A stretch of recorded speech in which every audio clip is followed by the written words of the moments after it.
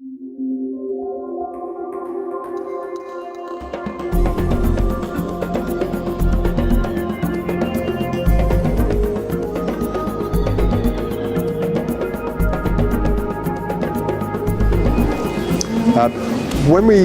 we tend to approach any farm that may have issues with lameness, the first thing we need to do is do a mobility score. And the mobility score will basically set the scene of what is going on the farm.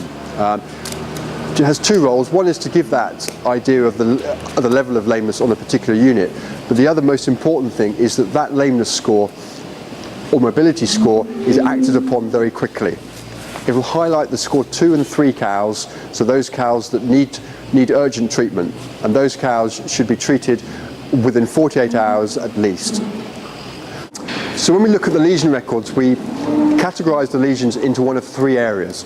One of those will be infectious lesions, so these include foul in the foot, digital dermatitis, interdigital growths. Those are some of the main ones.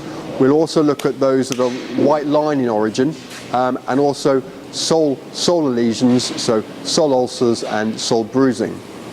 And for each of those 3, we then hone in on a particular area on the farm that might be causing the problems, and it highlights areas to look at for risk assessment. It's important to remember that lameness is only a clinical sign, and you may have different diseases going on the farm. So for example, infectious, particularly with digital dermatitis, we need to look at slurry management and also look at other areas on the farm, including foot bathing, the frequency of foot bathing, and how we keep the cow's feet clean.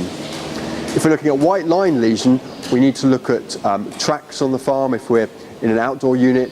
We also need to look at cow flow, particularly in and around the collecting yards, and to make sure that we've got the right sort of movement of cows and they're not having to turn abruptly. The final area would be sole lesions, and this tends to be more involved with cow comfort, cow standing times, and for those we will look very much at cow comfort scores and cow standing times and ensure that the beds are comfortable. There are many areas that you can look at as far as cubicles go. One of the most important ones is to actually make sure that the cow is actually comfortable. And the cows will often tell you.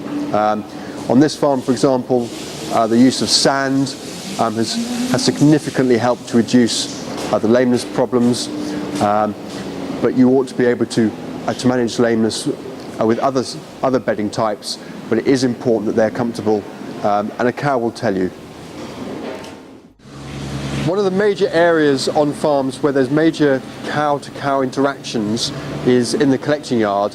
And the classic example here is you'll see that there's rubber matting in the collecting yard as the cows are about to go into the parlour, and this certainly helps to protect the feet and prevents bruising. Standing times can be a major problem in some farms where cows may stand up to 2 or 3 hours. Ideally they should be only away from their pen for up to 1 hour, but it is important that inside the collecting yard that cows have the ability to show their natural behaviour, such as bulling and cow-to-cow interactions. Also, it's very important to note that cows, the order that cows come into the collecting yard is not the order that cows will go onto the rotary or into the herringbone parlour.